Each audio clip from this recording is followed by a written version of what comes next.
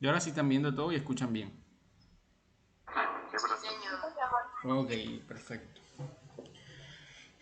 Bueno, jóvenes, entonces para el día de hoy vamos a estar compartiendo el tema relacionado con determinaciones de enzimas, ¿ya? Pero quizás un poquito diferente a la forma en la que nosotros lo vimos por allá en química clínica. Digamos que en química clínica ustedes vieron este concepto, digamos que enfocándose en cada una de las enzimas y de pronto en qué casos se pueden encontrar alteraciones de estas. Sin embargo, ya acá vamos a correlacionar más o menos en qué magnitudes se pueden elevar, de qué forma se pueden elevar. Pero antes les quiero recordar aquí un poquito de anatomía. Entonces recuerden ustedes que nosotros anatómicamente, a partir del hígado, y ahí sí me queda complicado aceptar al que se conectó ahí. Díganle por favor que se conecte, pero no sé quién será que se conecten desde el correo institucional, porque si me saco de aquí se me cae la grabación. Ya dejen y le aviso por aquí.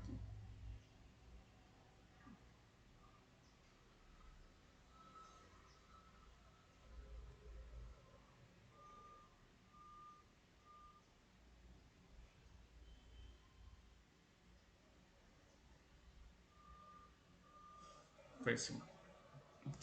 Entonces fíjense ustedes de que una de esas cosas que nosotros quizás estábamos hablando antes es la forma en la que se encuentran todos esos conductos relacionados con el hígado, la vesícula biliar e incluso el páncreas.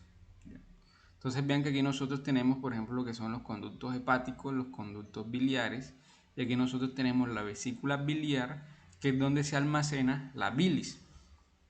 Ya ustedes saben que la bilis en parte está, digamos que está relacionada con el tema de la emulsificación de los alimentos que nosotros comemos, ya sea una sustancia que va a tener ciertas características agresivas para lo que son las proteínas, de pronto para lo que son las grasas, entre otros. Entonces recuerden ustedes que si nosotros llegamos a tener cierto tipo de obstrucción en cualquiera de estos conductos que nosotros tenemos ahí, lo que vamos a generar es un reflujo de estas secreciones, ¿verdad? Y vamos a tener una afectación directamente en el tejido, ¿ya? Entonces, recordemos también que nosotros tenemos una enzima, como lo es por ejemplo la fosfatasa alcalina y la gamma-glutamil transpeptidasa, que ya se va a encontrar de una forma más superficial en lo que son las membranas, en lo que son estos conductos que nosotros observamos ahí. Por lo tanto, eso se nos va a reflejar a nivel de laboratorio en la elevación precisamente de esas enzimas ahí presentes. Bueno, si nosotros hablamos de la hemoglobina, pues yo creo que ya ustedes vieron hematología. Recuerden que la hemoglobina es una proteína con estructura cuaternaria, ¿verdad? La cual se encuentra conformada a partir de dos cadenas alfa y de dos cadenas beta, ¿verdad? Que vienen siendo las globinas. Y ya en la parte, en el núcleo de cada una de ellas, es que nosotros vamos a encontrar los grupos M.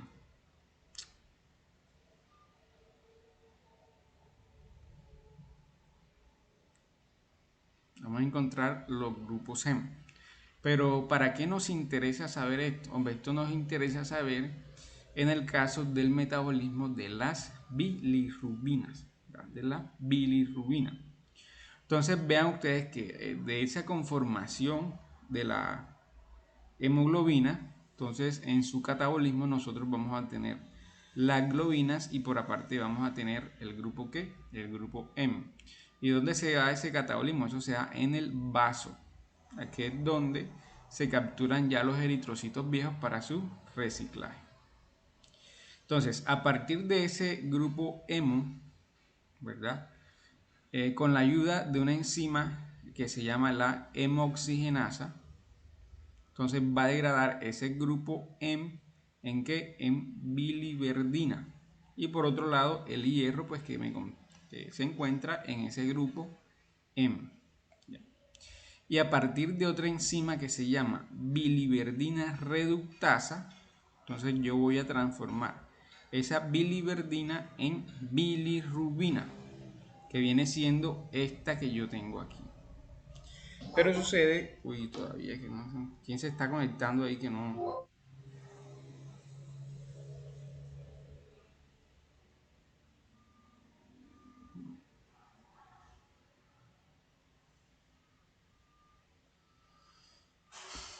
Entonces, esa bilirrubina que se obtiene a partir de forma directa de los globos. ¿Quién escribió en el chat que no escucho, no puedo ver el chat?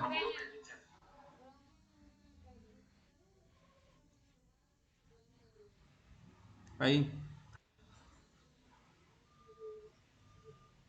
Sí, que se están conectando de correos independientes, entonces me están interrumpiendo acá.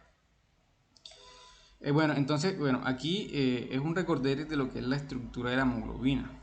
¿Por qué? Porque necesitamos ver también, ya correlacionar en este tema de las enzimas, lo que es la bilirrubina. Entonces recuerden que la hemoglobina es una proteína de estructura cuaternaria que se va a encontrar conformada por dos cadenas alfa y dos cadenas beta. Y en cada una de ellas nosotros vamos a encontrar el grupo M, ¿verdad? Y en ese grupo M, recuerden también que nosotros tenemos una molécula de hierro.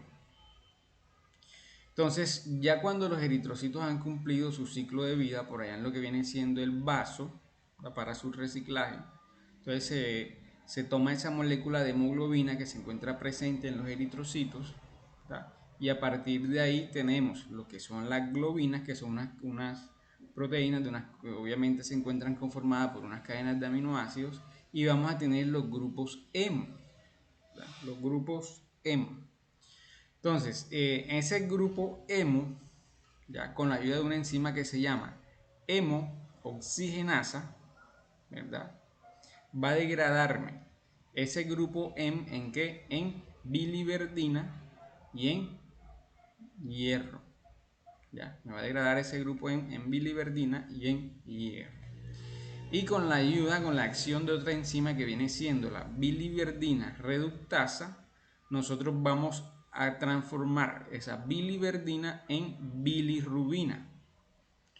Pero sucede que esa bilirrubina que se me forma aquí de manera inicial, derivada en primer lugar de la degradación de la hemoglobina, va a ser una bilirrubina que no es hidrosoluble, o sea que no puede difundirse libremente en el plasma. Entonces, para su transporte hasta el hígado, que es donde se va a metabolizar, esa bilirrubina se va a unir a ¿quién? A la albúmina. Entonces, a la unión de la bilirrubina con la albúmina es lo que nosotros le llamamos bilirrubina no conjugada. La bilirrubina no conjugada. Ella se une a la albúmina porque recuerden ustedes que dentro de una de las funciones que tiene la albúmina es el transporte de otras sustancias. En este caso, el transporte de ¿qué? De bilirrubina. Disculpenme un segundo.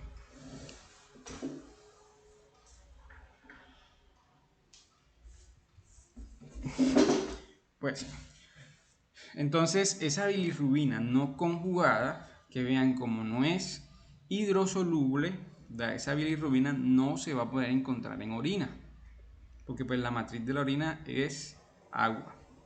Entonces esa bilirrubina no conjugada va a ingresar a los hepatocitos, entonces ahí en los hepatocitos, antes de entrar se libera pues la albúmina que estaba transportando esa bilirrubina, ¿ya?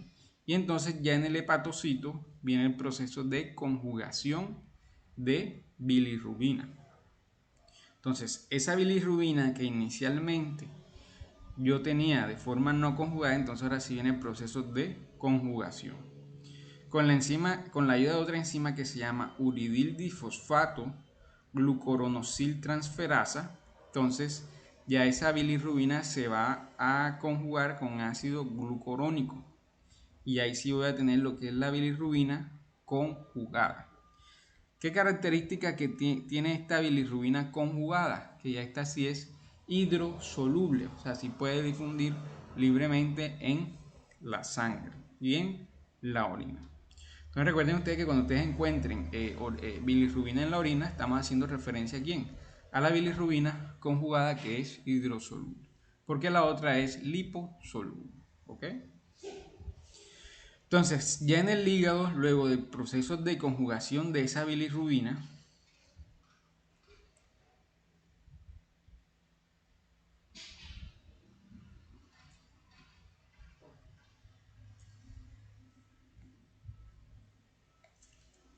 luego de esa conjugación de bilirrubina, ella va a pasar por el conducto biliar, ¿verdad? Va a pasar por el conducto biliar y en el intestino delgado, se va a transformar en urobilinógeno por la acción mediante un proceso de oxidación a cargo de unas bacterias que se encuentran ahí. Entonces ya esa bilirrubina conjugada se convierte en urobilinógeno y parte de ese urobilinógeno se va a reabsorber, ¿tá? Y parte de él entonces puede ser liberado en la orina como urobilinógeno. Parte de ese urobilinógeno puede regresar al hígado y ese urobilinógeno que se quedó en el intestino se vuelve ¿cómo? Se vuelve algo que se llama estercobilina, que es lo que le va a dar el color parduzco a las heces. Entonces tengan ustedes en cuenta algo. Entonces ya a partir de esa información que yo les acabo de dar, que bueno, que ya en parte ustedes la deberían saber, fíjense que si ya nosotros tenemos esto claro, nosotros podemos interpretar, por ejemplo, si en un paciente nosotros encontramos las bilirrubinas aumentadas, de ahí si estamos hablando, por ejemplo, de bilirrubina indirecta o no conjugada, podemos estar sospechando, por ejemplo, de un aumento en la degradación de esos ¿qué? De esos eritrocitos, ¿verdad? Pero si por el contrario estamos hablando de la bilirrubina conjugada, vean que esta ya al ser hidrosoluble, entonces podríamos estar hablando de algún proceso patológico en el hígado, en el cual la bilirrubina no está siguiendo su metabolismo normal. Ahorita más adelante estaremos viendo esa situación.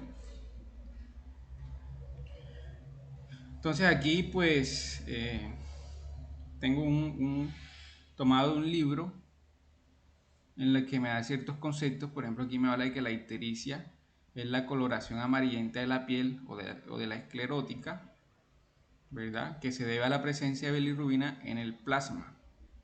Y esto viene siendo detectable más o menos cuando esa concentración de bilirrubina va a subir por encima de 50 milimoles por litro. O sea, más o menos una concentración el doble de lo normal en el caso pues, de que ustedes estén trabajando con otras unidades. Vean, por ejemplo, normalmente esa bilirrubina se conjuga con ácido glucurónico, que fue lo que les comentó anteriormente, y se va a excretar ¿dónde? En la bilis. O sea, eso hace parte de la bilis también. Entonces, ¿en qué casos nosotros podemos encontrar esa concentración sanguínea de bilirrubina aumentada? Por ejemplo, como les comentaba, en casos de hemólisis, hay un incremento en la degradación de hemoglobina, ¿verdad? Puede que sea también anomalías en el mecanismo de conjugación del hepatocito, o sea que el hepatocito no sea capaz de conjugarme esa bilirrubina indirecta o la bilirrubina no conjugada y por tanto se aumente. O puede ser también por obstrucción del tracto biliar, dado el caso, por ejemplo, esta se empiece a reabsorber. ¿Cuál vamos a encontrar en el plasma? En el plasma nosotros podemos encontrar tanto la bilirrubina conjugada como la no conjugada. De hecho, en los exámenes, cuando a un paciente se le hace el examen de bilirrubina, usted le determina las dos. O sea, se determina la bilirrubina total, pero entonces nos da mucha más información también establecer la bilirrubina directa o la bilirrubina indirecta. O sea, la no conjugada, perdón, la conjugada y la no conjugada. Vean que, por ejemplo, en el caso de la no conjugada, no es hidrosoluble, se va a encontrar unidad a la albúmina y desde ahí ella puede ser transferida a otras proteínas, como lo son las membranas celulares. Esa bilirrubina va a ser neurotóxica y va a tener especial importancia, por ejemplo, en los recién nacidos. De hecho, como ella es fotosensible, vean ustedes que algunos recién nacidos pues los mandan a que los asolen. Entonces la razón principal de eso es que el sol degrada esas altas cantidades de bilirrubina. Entonces, en estos casos de ictericias, ¿cuáles vienen siendo las causas principales? Entonces, nosotros vamos a tener lo que son las causas prehepáticas, o sea, por procesos, digamos que no relacionados con el hígado. Vamos a tener las causas hepáticas y vamos a tener las causas posthepáticas. Entonces, con las causas prehepáticas vamos a tener, por ejemplo, lo que son los procesos hemolíticos y los procesos de eritropoyesis ineficaz. Entonces, procesos hemolíticos, por ejemplo, un paciente con malaria, un paciente con algún tipo de anemia falciforme, entre otras cosas, en los que hay una destrucción anormal de glóbulos rojos. Si hablamos de ictericia hepática, porque hay un problema ya a nivel del hígado, hay alguna afectación a nivel del hígado, en la que aquí pues la cantidad de etiologías posibles es bastante es considerable. Por ejemplo, debido a algunos fármacos que son hepatotóxicos, como la rifampicina, hepatitis vírica, por ejemplo, hepatitis B. Algunos síndromes que estos los van a buscar, cuál es su efecto, lo que son el síndrome de Hilbert y el síndrome de Krieger-Najjar. Esos también, ya estos son, digamos que ciertos defectos a nivel pues hereditario, ciertas alteraciones que me terminan dando cierta afectación al hígado y por ende un aumento en las bilirrubinas.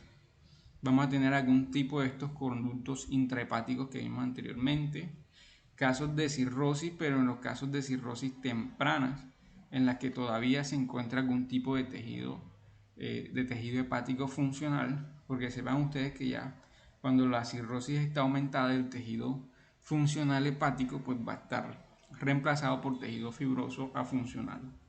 Algunos tipos de tumores, linfomas, en este caso muy importante, algunos tipos de hepatitis isquémicas, en los que hay cierto tipo de deficiencia en la oxigenación o en el riego sanguíneo del hígado. Entonces eso me genera una isquemia y luego de esa isquemia pues me va a generar un aumento de esas bilirrubinas y de otras enzimas también. No quiere decir que no vengan, digamos que en conjunto con otras cosas.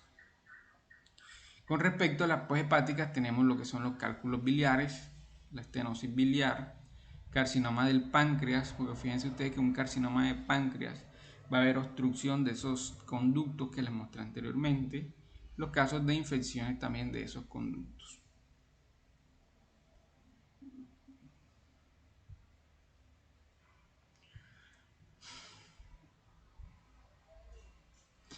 Por favor, si de pronto me llego a desconectar, me timbran el celular. No sé que me quede aquí hablando solo.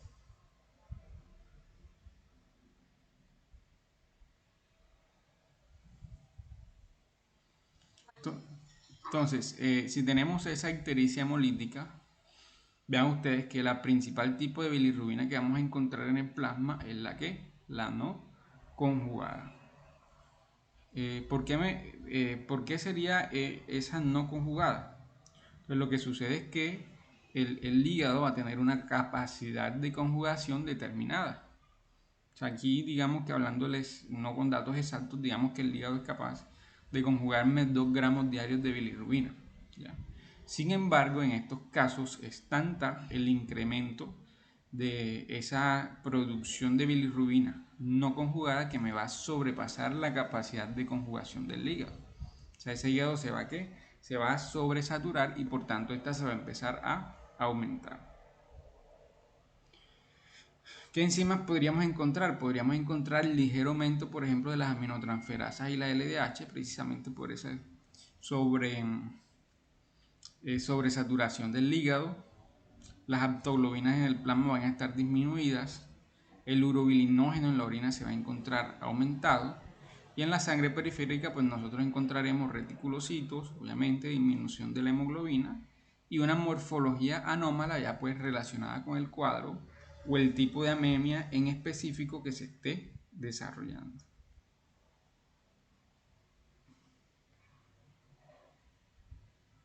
Vean aquí, esto digamos que es un diagrama con un resumen de esas causas. Tenemos primero la hemólisis. Tenemos colestasis, cirrosis en sus estadios tempranos. Podemos tener tumores primarios que me están afectando el hígado. Cálculos biliares, ya saben que yo hablo cálculos biliares, estoy hablando de una ictericia posthepática. Algún tipo de infecciones como la colangitis, algún tipo de toxina, como por ejemplo algunos medicamentos que son hepatotóxicos. También podemos tener, por ejemplo, algunos casos de alcoholismo, de sustancias de abuso, entre otras cosas. O sea, lo que me puede causar una ictericia es un amplio rango de situaciones. Espérame un segundo.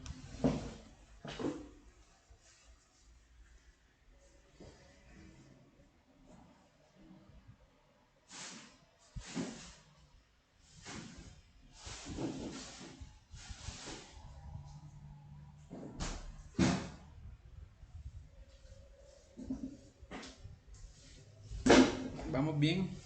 Si de pronto van teniendo alguna duda, vamos. Levantan el micrófono y me preguntan, porque no puedo estar aquí observando el chat. Entonces, aquí en esta diapositiva, pues quiero mostrarles de que en el organismo hay múltiples tipos de células. Entonces, cada una de esas células va a estar desarrollando funciones completamente diferentes, aunque unas quizás se parezcan a otras. Si nosotros hablamos de la función, por ejemplo, de las células musculares, es muy distintas a las funciones de los glóbulos rojos. O si nosotros hablamos de las funciones de las neuronas, son muy distintas a las de las células óseas. Entonces, eso en cierta medida va a tener cierta influencia en, digamos que, en la batería bioquímica de esa célula misma. ¿Ya? Entonces, fíjense ustedes, si nosotros hablamos del hígado, entonces veamos que en los trastornos que me involucran el tejido hepático, los hepatocitos, nosotros vamos a encontrar elevaciones de las enzimas GOT y GPT, que vienen siendo las transaminasas, por poner un ejemplo. Pero si ya nosotros hablamos de las células musculares, entonces ya ahí estamos hablando de enzimas como por ejemplo la creatinfosfoquinasa, fracción muscular. Entonces fíjense ustedes que nosotros saber correlacionar en qué tipo de enzimas van a estar relacionadas a qué tipos de células o a qué tipos de tejidos, eso es lo que nos va a dar cierto tipo de indicio sobre el padecimiento que estamos teniendo en nuestro paciente. Entonces vamos a comenzar con las alteraciones de las pruebas hepáticas. Entonces cuando nosotros hablamos de alteraciones, déjenme se las busco aquí, de las pruebas hepáticas, nosotros estamos hablando que alteraciones, por ejemplo, en lo que vienen siendo las bilirrubinas, lo que vienen siendo las transaminasas, lo que viene siendo la fosfatasa alcalina, enzimas que ya ustedes vieron y estudiaron en química clínica, ¿verdad? Incluso entonces a partir de cierto punto también se puede ver, estudiar lo que viene siendo la albúmina, porque la albúmina se sintetiza en el hígado. Podemos empezar a estudiar también lo que vienen siendo los factores de coagulación, porque algunos de esos factores también van a estar relacionados a su síntesis hepática. Entonces, esa alteración, aquí iba a hablar de esas pruebas hepáticas, son unas anomalías que se encuentran frecuentemente en los estudios de rutinas y que incluso en un 8 a un 10 pacientes asintomáticos o con sintomatología muy específica se pueden llegar a encontrar alteradas, ¿ya? Entonces, más aún a nivel hospitalario, ¿verdad? Es importante discernir el origen de estas anomalías de la función hepática. Entonces, miren esto que está aquí. Paciente que ingresado a una unidad de cuidados intensivos que presenta un estado de colapso cardiocirculatorio con aumento marcado de actividad de transaminasas. Entonces, según esta información que nos dan aquí, yo les pregunto a algunos de ustedes. Entonces, aquí me están diciendo que hay un paciente con una afectación cardiocirculatoria y que tiene un aumento en la actividad de las transaminasas. Entonces, a expensas de qué órgano, de qué tejido se pueden estar encontrando aumentadas estas transaminasas en este paciente. ¿Qué dicen ustedes?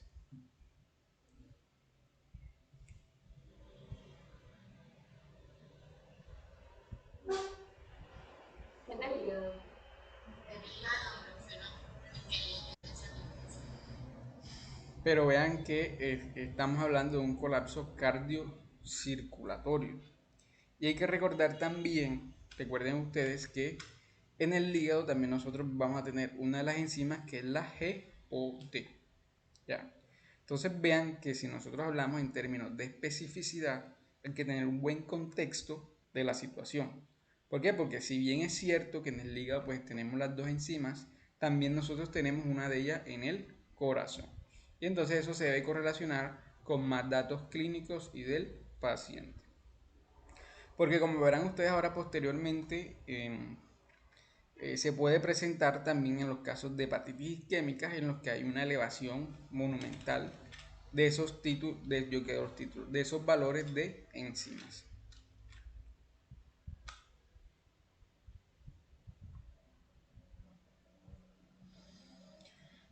Entonces, todo esto aquí es una lista de situaciones en las que van a haber esas pruebas de la función hepática alteradas.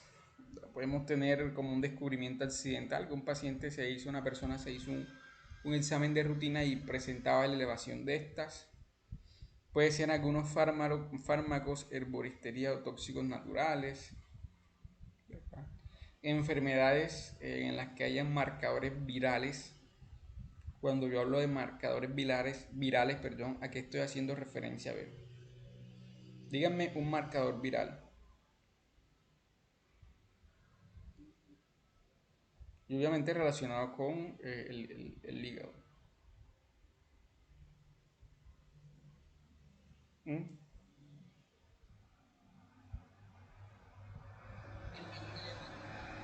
Exacto, algún marcador específico de alguno de los virus de la hepatitis. Podemos tener, por ejemplo, el antígeno de superficie de la hepatitis B, el anticordio de la hepatitis B, entre otros. ¿Ya?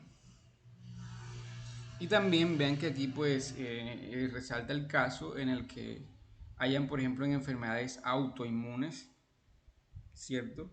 En los casos de que esa autoinmunidad está atentando directamente contra el tejido hepático. Podemos tener también, por ejemplo, vean, miopatías, trastornos a nivel del corazón. Eso me podría estar aumentando estas enzimas de forma directa o de forma indirecta en el caso de que pues eso me llegue a generar cierto tipo de hipoxia en el hígado, entre otras situaciones.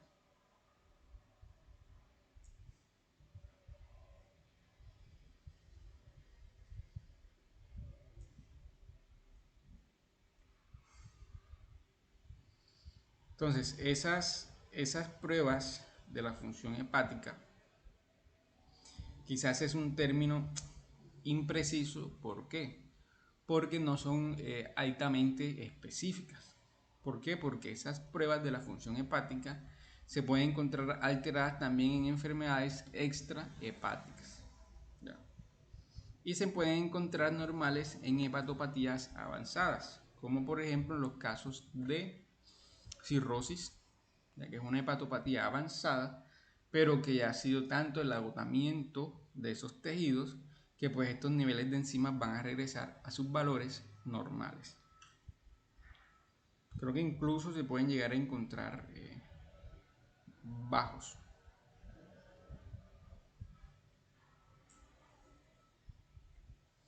Sin embargo, ¿qué ventajas me van a tener estas pruebas? Es un método no invasivo para el diagnóstico de esas hepatopatías. Sin embargo, en algunos casos no sirve en términos pronósticos. Por ejemplo, las transaminasas no son pronósticas. Usted puede encontrar unas transaminasas donde sus valores normales son de 40. Usted las podrá encontrar de 1000, 2000 y 3000. Pero eso no quiere decir obligatoriamente que estemos ante un mal pronóstico. ¿Ya? ¿Qué otras ventajas vamos a tener? Sirve para valorar la eficacia de los tratamientos. Por ejemplo, en algunas patologías autoinmunitarias, ¿ya? Sirve para darse cuenta si ese tratamiento en contra de esa patología autoinmunitaria está surgiendo efecto o no está surgiendo efecto. En el término de que digamos que me está generando, me está deteniendo ese proceso contra el hígado o no me lo está deteniendo. Y también en algunos casos se ayudan a establecer ciertos pronósticos como lo que son los índices de la fibrosis hepática y la clasificación de Chilpack, que ahora se las voy a mostrar. Entonces aquí tenemos una de esas clasificaciones en las que se van a incluir unos parámetros de la capacidad sintética del hígado. Vean que, por ejemplo, si nosotros hablamos de bilirrubina, nosotros estamos hablando de qué? De la capacidad de conjugación del hígado. Si nosotros hablamos, por ejemplo, de la ascitis, esa ascitis puede ser derivada de la ausencia de ciertas proteínas que me van a mantener las presiones osmóticas como la albumina, perdón, las presiones oncóticas como la albúmina. Si nosotros hablamos, por ejemplo, de que ya una persona está teniendo albúmina disminuida y no es por, digamos que por fallas en la dieta o alguna cosa de esas, vean que ya esta disminución va a estar relacionada con la disminución de la síntesis de esa albúmina a nivel del hígado. Y algunos tiempos de protrombina, lo que son la prueba de ATP, vean que ya en estos casos de hepatopatías avanzadas, fíjense que esos tiempos se han ido, ¿qué? Se van extendiendo tantos segundos sobre el control. ¿Por qué?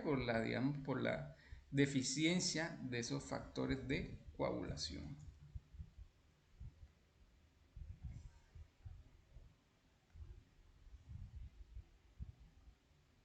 Entonces, ¿qué pruebas tenemos? Transaminasas, tenemos las enzimas relacionadas más que todo con procesos obstructivos y de la colestasis, que viene siendo la fosfatasa alcalina y la GGT. Vamos a tener las mismas bilirrubinas, podemos tener también el tiempo de protrombina y vamos a tener la albúmina.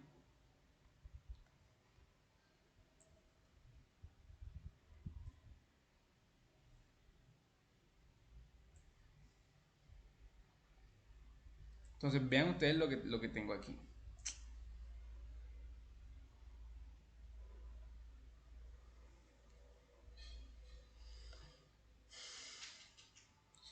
Em, ¿qué me pueden interpretar de esta gráfica que está aquí? A ver. Lean el título donde dice figura 29.2 y lean los encabezados de cada una de esas gráficas.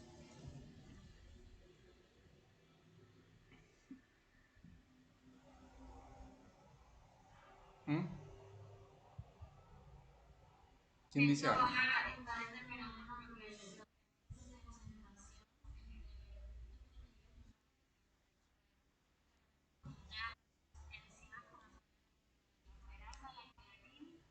Quinasa. Esa es la CPK. Entonces,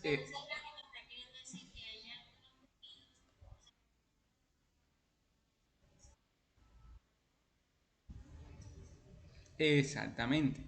Entonces, fíjense ustedes que si nosotros hablamos del aspartato aminotransferasa, ella se va a encontrar ¿en dónde? Principalmente se puede encontrar en el corazón, ¿cierto? En el corazón. Y eso está relacionado a lo que yo les comentaba con el pequeño caso clínico que tenemos al principio. Ya a partir de ahí se encuentran grandes concentraciones también en el hígado, en el músculo esquelético, en el riñón, inclusive en el páncreas, entre otros. Si hablamos de la alaninoaminotransferasa ALT, entonces vean que esta se encuentra principalmente en el hígado, luego en el riñón, luego en el corazón, pero entonces va a tener más trascendencia ¿dónde? En lo que es el hígado. Y si hablamos, por ejemplo, de la creatinquinasa, esta sí, vean que se encuentra principalmente ¿dónde? En el músculo esquelético. Entonces, de ahí a que nosotros relacionemos, por ejemplo, las transaminasas con el hígado, la AST con el corazón, pero eso no quiere decir de que si yo estoy teniendo en un paciente esas enzimas aumentadas, pues automáticamente y de forma obligatoria vaya a ser relacionado con el hígado. No.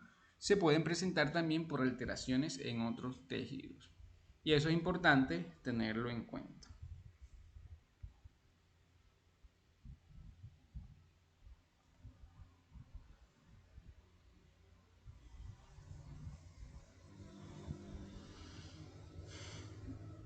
Entonces, de estas aminotransferasas vamos a tener que la ALT se va a encontrar más pues relacionada al parénquima hepático, mientras que la ST ya va a ser más inespecífica. ¿Ven que pues Como se lo mostraba la gráfica anterior, se va a encontrar en muchos más tejidos. Entonces la elevación va a ser a causa de lesión o necrosis hepática, no va a tener un valor pronóstico y no va a tener correlación del daño con la magnitud. ¿En qué casos particulares no tiene valor pronóstico? Por ejemplo, en los casos de algunos tipos de hepatitis isquémica, que quizás ahí es donde más se encuentra aumentada, ¿ya? Pero que se encuentre tan aumentada no quiere decir que si no se subsana digamos que la patología de base, el trastorno de base que me está generando esa isquemia en ese hígado, no se pueda solucionar, o sea, va a ser automáticamente un mal pronóstico. Y se suele sacar un cociente GOT-GPT, que si ese cociente es menor de 1.3 puede ser más relacionado con hepatitis vírica, mientras que si ese cociente es superior a 1.3 va a estar más relacionado con ya trastornos hepatocelulares, como algún tipo de cirrosis hepática, congestión hepática o algunos tumores.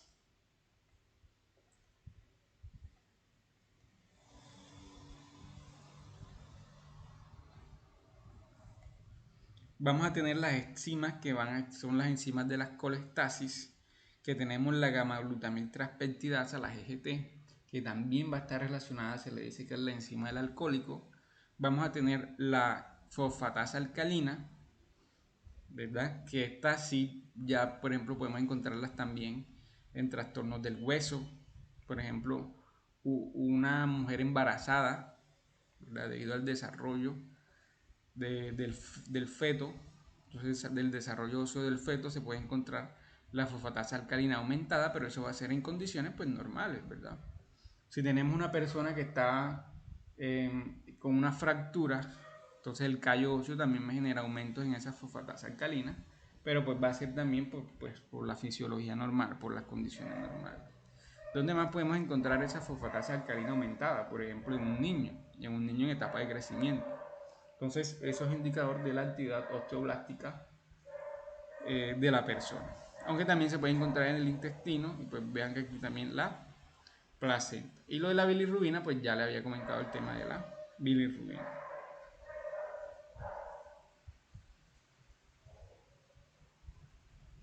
Si nosotros hacemos referencia al TP, entonces en los casos de que haya prolongación del TP, ojo, no vayan a tener esa confusión. O sea, el TP se mide, bueno, ¿en qué unidades se mide la prueba de TP? ¿Quién me dice? En segundos, ¿verdad? En segundos.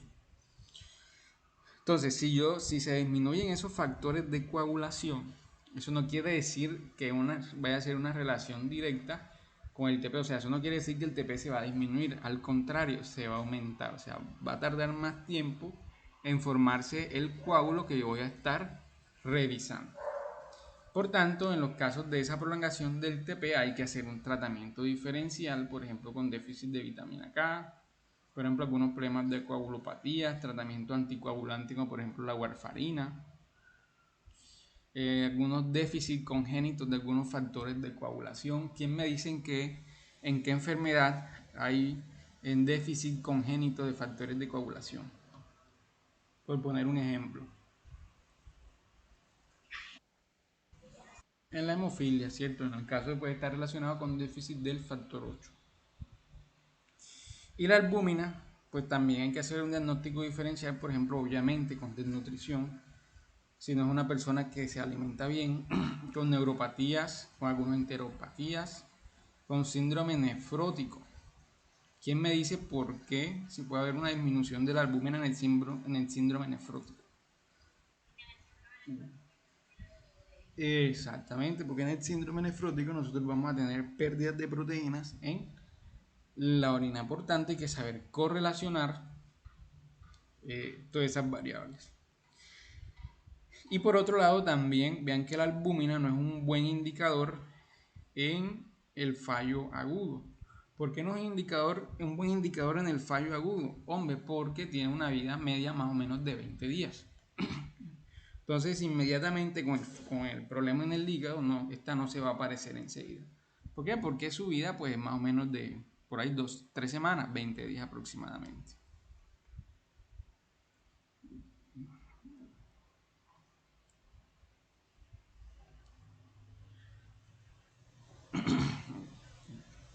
Bueno, entonces aquí se hace una clasificación de esos trastornos en función de la magnitud de la alteración y el patrón bioquímico. ¿Ya? Entonces vamos a tener un primer escenario que es el patrón predominante de citólisis en el rango de necrosis hepatocelular aguda, en procesos que hepáticos agudos. Vamos a tener lo que es una elevación moderada, o sea que no va a ser unos valores tan altos, sin embargo estas se van a mantener en el que, en el tiempo. Entonces aquí nosotros podemos hablar inicialmente de que hay un aumento agudo pues en grandes cantidades. Acá hay una elevación moderada, pero a través de qué? Del tiempo. Y vamos a tener también elevación aislada de bilirrubina y vamos a tener también elevación aislada de fosfatasa alcalina y o GGT. Ya eso sí relacionada con la colestasis.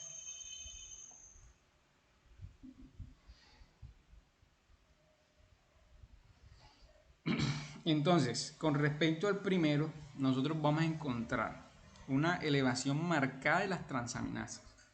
O sea, si ustedes ven que un paciente tiene esas transaminasas elevadas en unas 15 a 20 veces por encima del valor normal, incluso ustedes lo pueden encontrar por sobre 1000, 1500, yo he visto casos hasta de 2000 en un síndrome de HELP. ¿Ya? Y conjuntamente con ese aumento de las transaminasas, también se puede encontrar un aumento de la fosfatasa alcalina y la GGT. Incluso, depende según sea el daño, también se puede empezar a ver el aumento de la bilirrubina.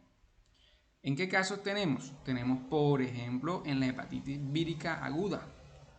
¿Ya?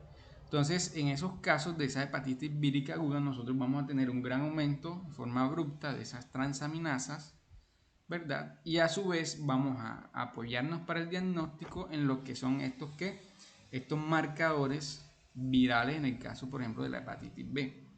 Podemos tener, por ejemplo, el antígeno superficie de la hepatitis B, que va a ser detectable entre 30 y 60 días después de la infección, que ya eso ha disminuido un poco esos tiempos.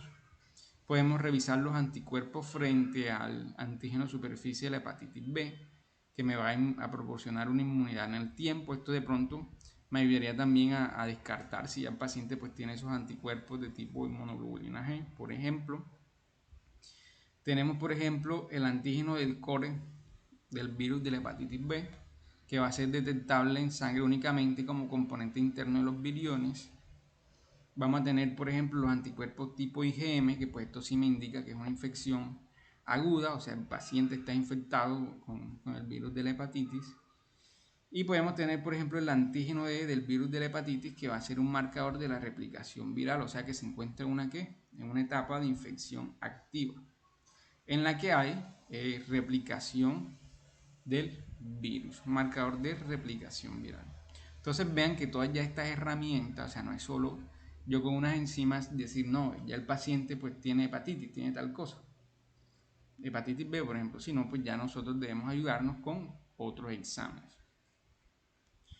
Aquí, por ejemplo, en este caso es una correlación de las semanas tras la exposición al virus de la hepatitis B con los respectivos marcadores, entonces los traigo a manera de información como el Recorderi. Vean que los síntomas me van a concordar con los picos de lo que viene siendo el antígeno de superficie y la IgM. ¿Ya? Y a partir de ahí pues yo voy a estar detectando es el anticore total.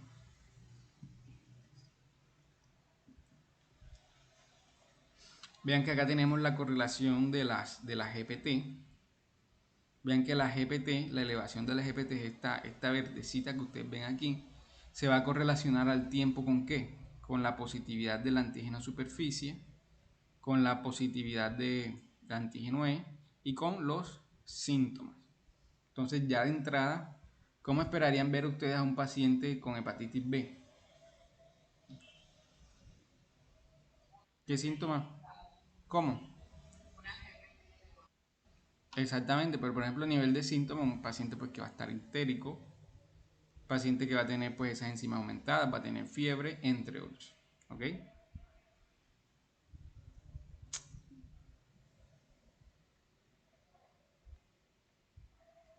Entonces vamos a tener un segundo caso en el que vamos a tener un patrón similar. Miren, aquí me aparecen los valores de esa GPT. Recuerden que el valor normal de esa GPT debía estar por aquí. Entonces mire hasta dónde me puede llegar. Vean que me puede llegar incluso hasta las 1000 unidades. Y depende de eso me puede hasta superar esas 1000 unidades internacionales por mililitro.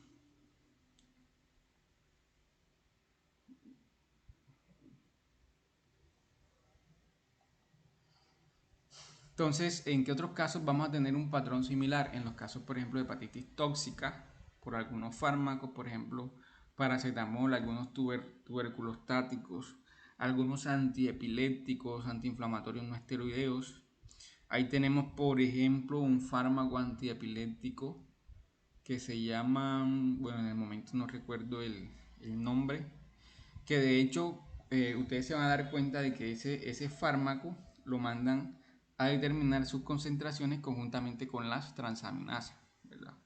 Para ver de pronto la tolerancia que está presentando ese hígado al metabolismo de ese fármaco. De igual forma como algunos otros medicamentos como el metrotexate, si no estoy mal, también se manda conjuntamente con la determinación de enzimas hepáticas, para ver de pronto que no se va a dar usted cuenta que ese paciente se le está administrando ese medicamento y va a estar ocasionándole algún daño en el hígado. Y pues algunos tóxicos, como algunos alcaloides, algunos tóxicos industriales, algunas anatoxinas, como algunos, por ejemplo, esos hongos que son tóxicos, pueden tener esas toxinas pueden tener cierto tropismo con el hígado. Vamos a tener lo que es la hepatitis alcohólica en su fase aguda. Entonces puede que en este caso la elevación no sea tan marcada como en los dos casos anteriores que les he mostrado. Pero sí en los casos de hepatitis alcohólica van a haber unos signos, unos síntomas mucho más característicos que me van a orientar un diagnóstico. ¿Qué puedo presentar yo ahí? Por ejemplo, dolor en el hipocondrio derecho. Recuerden que en el hipocondrio derecho la ubicación anatómica del hígado puede encontrar fiebre y puede encontrar leucocitosis. Y a nivel de las enzimas voy a tener una relación de AST-ALT 2:1. O sea, si yo tengo la AST en 500, la ALT la tenía en ¿cuánto? En 250 aproximadamente. Y esa gamma-glutamil transpeptidasa sí es bastante específica de estos casos de hepatitis alcohólica, se correlaciona muy bien, la voy a tener aumentada hasta en unas 2 veces.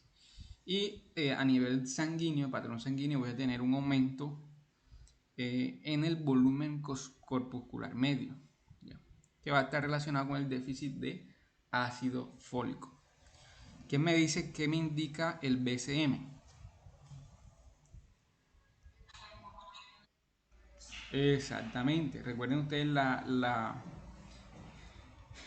influencia o el efecto del ácido fólico en el desarrollo de esos glóbulos rojos. Entonces, cuando el paciente que es alcohólico va a tener un déficit de ácido fólico. Y eso me va a llegar a que haya un tipo de anemia megaloblástica también, que es perfectamente identificable.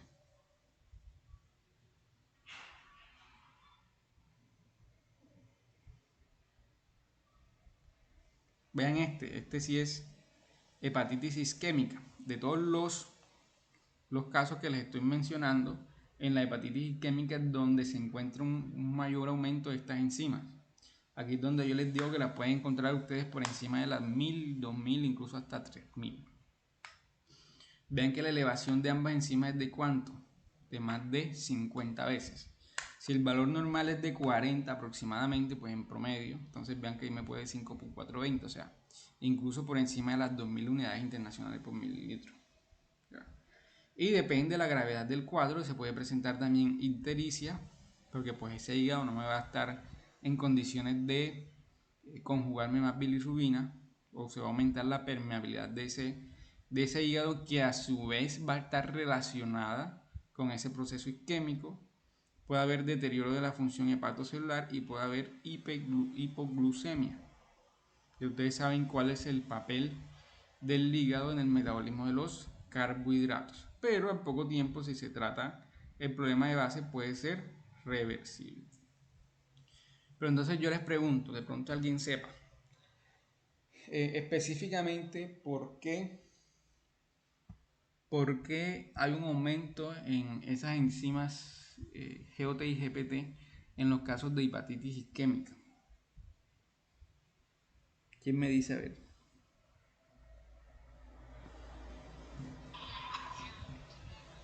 ¿Cómo? Exactamente, pero digamos que a nivel celular, ¿qué estaría sucediendo?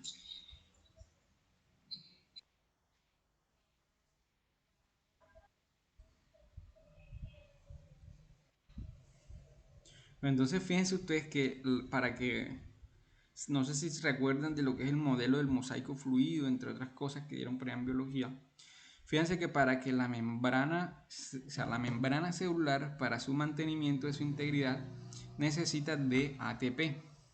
¿Ya? Entonces, si yo disminuyo el flujo de oxígeno a ese tejido, a esas células, va a disminuir la producción de ATP. Entonces, no voy a tener ATP para yo mantener la integridad de esas, ¿qué? De esas membranas. Entonces, estas se van a volver permeables. Entonces, me van a liberar esa cantidad de enzimas a circulación.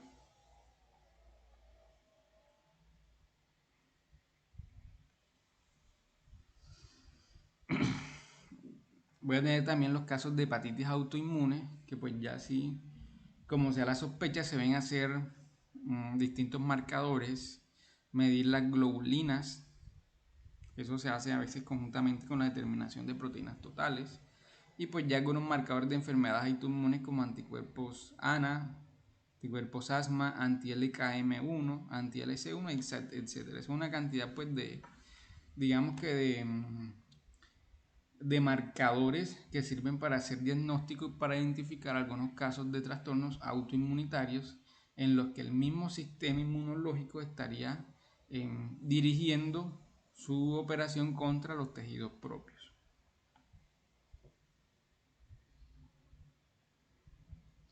Tenemos uno que es la enfermedad de Wilson. Van a consultar en qué consiste esa enfermedad de Wilson. De esta se encuentra probablemente, perdón, en mayores cantidades, bueno, mayores cantidades no. Hay mayor probabilidad de presentar esta enfermedad en los enfermos menores de 40 años.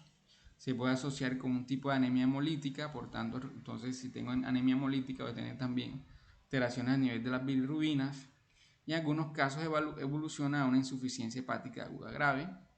Voy a tener la colangitis aguda, en la que voy a tener un incremento en la presión de las vías biliares. Y ese incremento en la presión de esas vías biliares me va a causar digamos que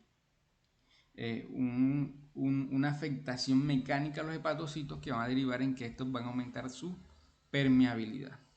Entonces, ya como yo estoy hablando de estas vías biliares y en este epitelio biliar, yo voy a tener la fosfatasa alcalina y la GGT, entonces es de esperar que estas dos enzimas también las encuentre aumentadas en el caso de las colangitis agudas. Y la elevación se puede dar entre 10 y 25 veces y si tiene tratamiento, pues la resolución es rápida. El tratamiento inicial es pues antiinflamatorios para que esa presión de esas vías biliares pues disminuya. Y en caso pues de que sea algún microorganismo, pues obviamente su tratamiento antibiótico. Bueno, eso que les mostré fue el primer caso. Entonces vamos a tener un segundo caso que es una elevación moderada. Entonces vean que aquí ya va a ser menos de 250 unidades. Pero esta no va a darse de forma aguda, sino que ¿qué? Se va a estar sostenida más o menos por más de 6 meses. O sea, el paciente se va a encontrar con eso elevado por mucho tiempo. Pero la elevación no va a ser tan marcada. Entonces vean como tenemos aquí esta gráfica. Entonces vean que aquí ya se encuentra sus valores normales, digamos que llegan hasta aquí. Y en el caso este vean que se va a encontrar en promedio elevada en 100, le suba a 250 y se va a encontrar durante varios meses, vean 10 meses por encima de esos valores. Entonces, ¿en qué casos se pueden encontrar esas hepatopatías, esa elevación persistente de esas transaminasas? Por ejemplo, en casos de hepatopatías alcohólicas ya crónicas, algún consumo crónico de algunos fármacos, algunas formas de esa hepatitis B y C, pero ya que se vuelvan crónicas, ¿verdad? Por ejemplo, ¿en qué caso nosotros identificamos de que estemos ante una hepatitis B crónica? ¿Verdad? En el cual nosotros vamos a tener la presencia de antígeno de superficie y el anticuerpo contra el core. Ya eso me está indicando que es una infección que ya, pues, ya está teniendo mucho tiempo y que quizás el sistema inmunológico no va a estar, digamos, depurando de manera correcta las partículas virales. Vean cómo lo tenemos aquí. Entonces, vean, este es el caso que les mostré de primera mano, lo que les mostré inicialmente. Que vean que es una elevación, inicialmente se sube esa LT y ya a partir de cierto tiempo ya esa LT se normaliza, mientras empiezan a salirme se da la producción de los anticuerpos, muchos de esos anticuerpos neutralizantes, pues que me son capaces, valga la redundancia, de neutralizar el virus. Pero fíjense que pueden darse ciertos tipos de infecciones crónicas en las que ALT aumenta, pero vean que no llega a sus valores normales, sino que se va a encontrar que con una elevación moderada. Y fíjense que aquí tenemos como característico que va a encontrarse siempre la presencia del antígeno de superficie. Vean que ese moradito indica pues que se va a mantener en el tiempo. Mientras que con el antígeno de superficie en los casos agudos, vean que va a disminuir, o sea, se va a eliminar con la aparición de sus respectivos anticuerpos. De igual forma vamos a encontrar presente el ADN del virus, ¿ya? Y vamos a encontrar la presencia también de la inmunoglobulina G contra la hepatitis C. Recuerden que la inmunoglobulina M pues se encuentra en las fases agudas y ya la G en las fases pues ya pasadas. Entonces, también los casos de esteatosis y esteatohepatitis no alcohólica, lo que le llaman como hígado graso. Creo que también la clase anterior estuvimos hablando algo de ese tema del hígado graso y la hepatotoxicidad. Casos de personas con obesidad visceral. En esas personas esas transaminasas se pueden encontrar hasta 4 veces aumentadas sobre el valor normal. ¿Qué factores de riesgo hay? Pues diabéticos y obesos, pues saben que esos factores de riesgo creo que aplican para todo. Hay un aumento considerable de riesgo cardiometabólico. En algunas enfermedades musculares, porque recuerden ustedes que en músculos también hay presencia de estas enzimas. También podría ser con enfermedades autoinmunes relacionadas al músculo. Entonces ya en estos casos voy a tener también la ayuda de la CPK, la aldolasa y la LDH. Y puedo tener también un aumento de esas transaminasas en la patología tiroidea, ya sea tanto como hipotiroidismo como hipertiroidismo. Entonces vean ustedes, en el caso de la patología tiroidea, ¿qué otros marcadores será que nos sirven ahí para identificar a esos pacientes? ¿Qué examen me sirve ahí? Por ejemplo, una persona con hipertiroidismo, digamos que unos exámenes clásicos que yo tenga ahí, ¿cuáles son? Exactamente, voy a tener el TSH y las hormonas tiroideas T3 y T4. ¿Cómo tendría yo el TSH de una persona con hipertiroidismo? Disminuida, y las T3 y T4 las tendría aumentadas. Digamos que pues en el caso de ejemplo.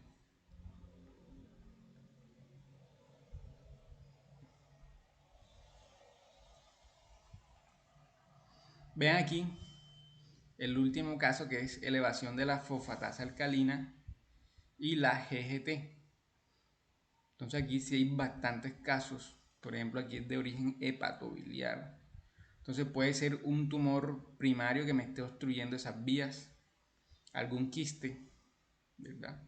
Puede ser alguna colangitis, alguna cirrosis biliar, de pronto la presencia de algunos granulomas en el hígado, incluso algunas enfermedades infecciosas, ¿ya? Entonces causa que se aumente la GGT, algunas enfermedades del páncreas, infarto por miocardio, insuficiencia renal, o sea, es una cantidad, diabetes, alcoholismo, saben que es una cantidad pues numerosa de enfermedades que pues nosotros debemos aprender a correlacionar al menos con las más frecuentes, ¿verdad? Las más importantes.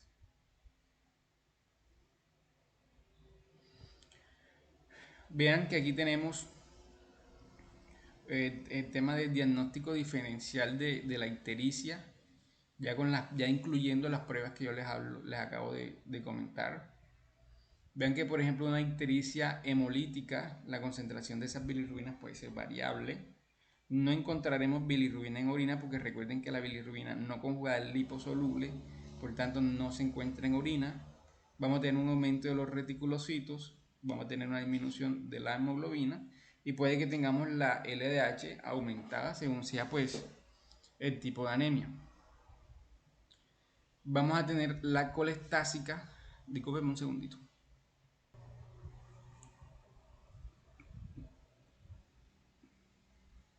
Entonces íbamos en que, por ejemplo, estas hepatitis ya colestásicas por obstrucciones, la bilirrubina puede estar muy aumentada.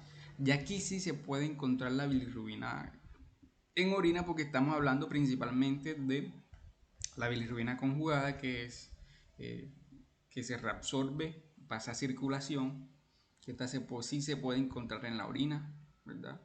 La fosfatasa alcalina se puede encontrar 3 veces superior del límite y aparte de eso vamos a encontrar ligeramente aumentadas las transaminasas, la LDH.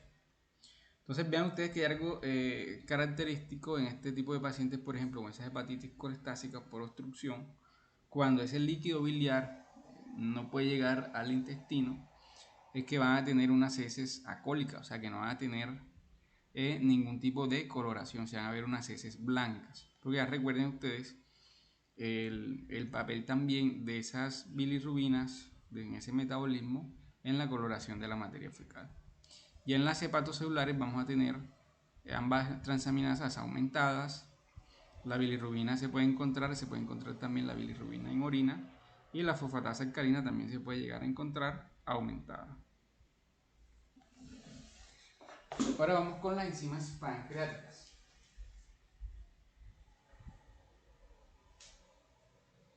Entonces vean que esas enzimas pancreáticas, nosotros vamos a tener pues ahí dos principales que son las amilasas y las lipasas. Esa amilasa y esas lipasas van a estar interviniendo en, en el tema de la digestión de los alimentos, ¿ya? Entonces, en el caso de la amilasa, esa enzima es sintetizada por los islotes del páncreas, aunque también nosotros podemos encontrar unos isotipos que son la amilasa salival, por ejemplo, una amilasa también en las trompas de falopio. Por eso es importante que sepamos hacer esta diferenciación aquí en los casos, por ejemplo, de embarazos ectópicos, ya que va a haber ese crecimiento en las trompas de falopio y eso me va a generar un aumento de esa amilasa. ¿Qué me genera usualmente ese aumento en la amilasa? Una destrucción u obstrucción del páncreas, por ejemplo, tumores, procesos obstructivos, entre otros. Y este va a encontrar su valor máximo a las 24 horas, con una máxima concentración entre las 24 y 36 horas, y va a decaer a los 2 días, o sea, va a tener una vida media muy limitada. Sobre todo si se compara, por ejemplo, con la amilasa, que vean, la vida media es de ¿cuánto? De 7 días. Por eso es otro ítem que nosotros debemos tener en cuenta al momento de evaluar la pancreatitis, ¿verdad? ¿Cuánto tiempo lleva el cuadro clínico? ¿Por qué? Porque si ya el paciente lleva una semana, lleva 5 días con esos, la amilasa nos va a servir de muy poca utilidad. ¿Qué otra cosa me puede aumentar la amilasa? Por ejemplo, que es la morfina y algunos opiáceos. Y la lipasa sí es un poco más específica del hígado, ¿verdad? Aunque va a ser más sensible que la amilasa en los casos de pancreatitis crónica. Vean, pancreatitis crónica precisamente porque su vida media es mayor y su depuración es menor. Y en las amilasemias sin pancreatitis, esta se va a encontrar en valores normales. Una amilasemia sin pancreatitis es pues lo que viene siendo un embarazo ectópico. Y esta sí va a ser útil para evaluar la severidad y el curso de esas enfermedades pancreáticas. Vean que hay una gráfica de correlación entre la amilasa y la lipasa. Vean que la lipasa alcanza valores superiores en comparación con la amilasa y que la lipasa se va a sostener mucho más en el ¿qué? En el tiempo. Mientras la amilasa ya para el día 4 prácticamente está regresando a sus valores normales, esa lipasa se va a sostener mucho más en el tiempo. Y las enzimas cardíacas, ¿verdad? Entonces nosotros vamos a tener unos marcadores cardíacos que no son enzimas, ojo, no se van a confundir, por ejemplo, lo que viene siendo la mioglobina, que es una hemoproteína muscular, y vamos a tener lo que son las troponinas cardíacas, que van a tener un papel importante en la contracción muscular. O sea, estas dos inicialmente no son enzimas. ¿Pero qué? Pero que usualmente se utilizan en el diagnóstico de infarto por miocardio. Sobre todo lo que viene siendo la troponina cardíaca por su sensibilidad y especificidad. Aunque nosotros también nos vamos a ayudar de la creatinquinasa, ustedes lo pueden encontrar como CK o CPK. De sus tres formas vamos a tener una enzima MM, que es de tipo muscular, la que va a estar más relacionada a trastornos del músculo esquelético, digamos por ejemplo una persona que sufrió un accidente, que sufrió golpes, que sufrió algún tipo de operación, incluso luego de ejercicio vigoroso esta se puede encontrar aumentada. Vamos a tener la MB, que sí va a ser mucho más específica del músculo cardíaco, y vamos a tener la BB, que va a ser específica de cerebro. Aunque esta CK-BB no se encuentra usualmente en circulación porque no atraviesa la barrera hematoencefálica. También vamos a tener otra enzima que va a ser la LDH, que esta LDH se encuentra en todas partes. Vean, tenemos 5 isotipos. Vamos a encontrarlo en el miocardio, en el eritrocito, en enfermedades hemolíticas se aumenta también, en el riñón, en el páncreas, en el músculo esquelético, entre otras.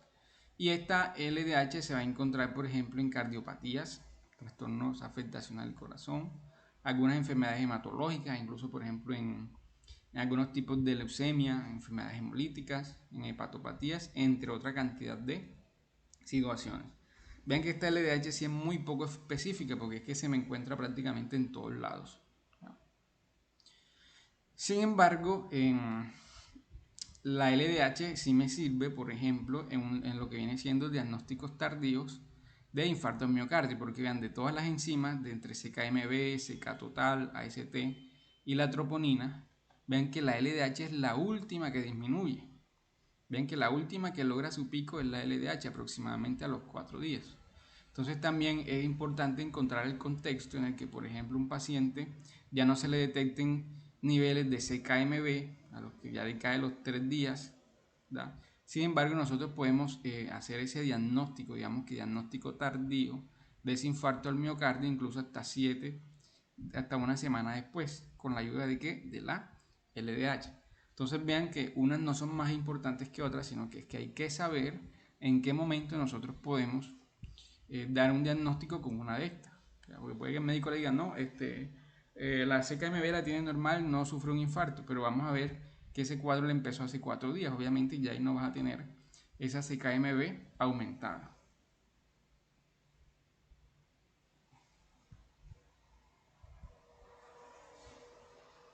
Ven aquí otra figurita en la que incluso ya aquí me hablan de una LDH específica del corazón, vean todo el tiempo que dura, aquí me muestran pues que ya sí, estas AST, esa CK total, la CKM pues disminuyen muchísimo más rápido en comparación con la LDH. Y bueno, aquí lo mismo de la gráfica, pero pues establecidos en horas, pues no creo que pues no tengan que uno aprenderse esto de forma tan específica, sino uno tener la imagen en la mente pues de quién se le va primero, quién me sirve para un diagnóstico tardío, quién es más específica, entre otras cosas.